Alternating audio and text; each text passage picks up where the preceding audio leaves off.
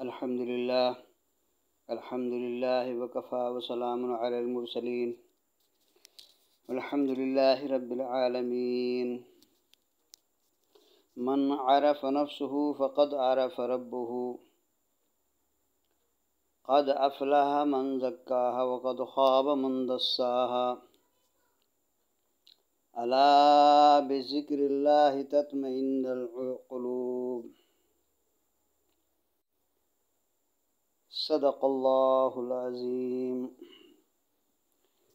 میرے واجب الاحترام بھائیو، دوستو، بزرگوں، بہنوں،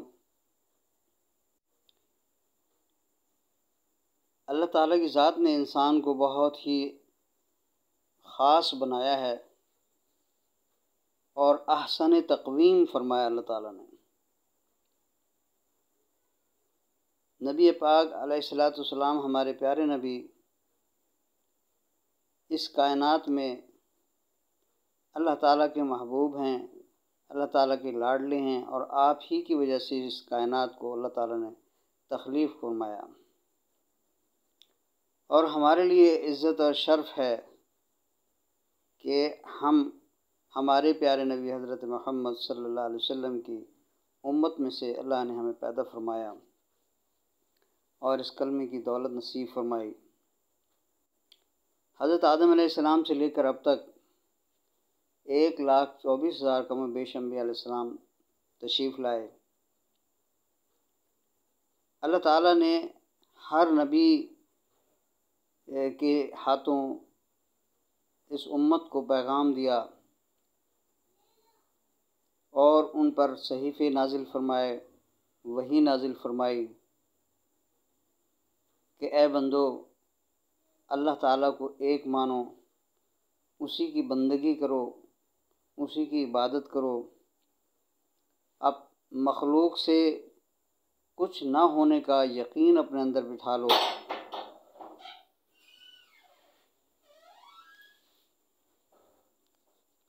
اللہ تعالیٰ کی مرضی کے بغیر کچھ نہ ہونے کا یقین دل میں بٹھا لو۔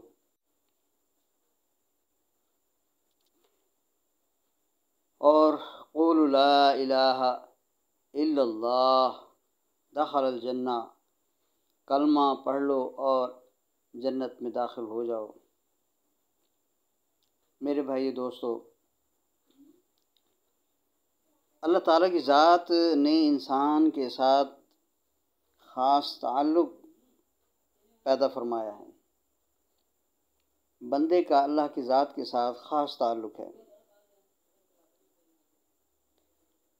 اس تعلق کا تعلق انسان کے وجود کے اندر دماغ، ماتھا اور سینہ، جس میں قلب بھی شامل ہے، اس وجود کے اندر اللہ تعالیٰ نے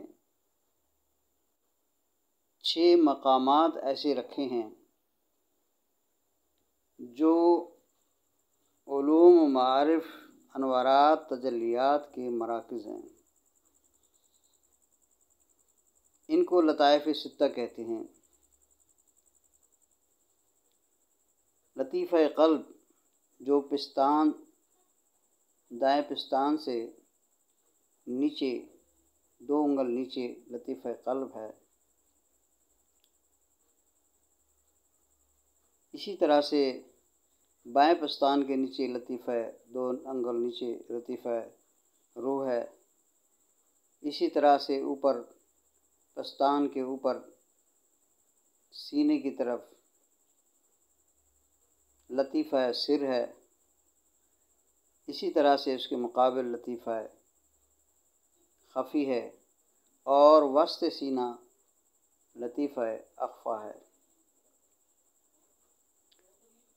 اور ماتھے پر لطیفہ نفس ہے۔ دماغ کے سینٹر میں سلطان الاذکار، جس میں عالم امر کے اور عالم خلق کے لطائف کے اثرات انسانی وجود کے اندر آتے ہیں۔ لطائف عالم امر، یہ 5 لطائف جو سینے میں ہیں، اس کا تعلق عرش عظیم اور اس سے بالا ہے، جو اللہ تعالیٰ کی ذات سے ان کا تعلق ہے۔ یہ تعلق ایسے سمجھ لیں کہ تار کے دو سرے ہیں، ایک سرا انسان کے وجود کے اندر ان لطائف کے ساتھ جڑا ہوا ہے، اور دوسرا سرا عرش عظیم پر اوپر جو ہے وہ کنیکشن اور مرکز اور مقام ہے۔ جب انسان محنت کرتا ہے اور ان لطائف پر ذکر کرتا ہے، کسی بزرگ کسی اللہ والے کی صحبت میں بیٹھ کر ان کے فرمائے ہوئے اذکار پر عمل کرتا ہے، تو یہ لطائف ان کی بزرگوں کی صحبت سے اور ان کی توجہات سے، ان کی عنایات اور شفقتوں سے، ان کی دعاؤں سے، یہ لطائف اپنے اصل جو عرش عظیم سے اوپر ہے اللہ تعالیٰ کے پاس اس تار کے دوسرے حصے سے اس کا کنیکشن جڑ جاتا ہے۔ اور ہمارے حضرت مولانا سلطان الاولیاء حضرت مولانا عبدالحی صاحب رحمۃ اللہ علیہ فرمایا کرتے تھے کہ جب انسان کا قلب جاری ہوتا ہے تو اللہ تعالیٰ کے عرش عظیم پر ایک رجسٹر ہے، اس رجسٹر میں اللہ تعالیٰ اس بندے کا نام لکھ دیتے ہیں کہ یہ میرا ولی ہے، یہ میرا ولی ہے۔ اور بخاری شریف میں آتا ہے کہ جو میرے ولی کو کے ساتھ عداوت رکھے، اذیت دے، تکلیف دے، میرا اس سے کھلا اعلان جنگ ہے۔ یہ واضح حدیث ہے۔ تو میرے بھائی، اللہ تعالیٰ کی ذات کا دوست بننے، اس کی ولایت حاصل کرنے، اس کا قرب حاصل کرنے کا یہ راستہ ہے۔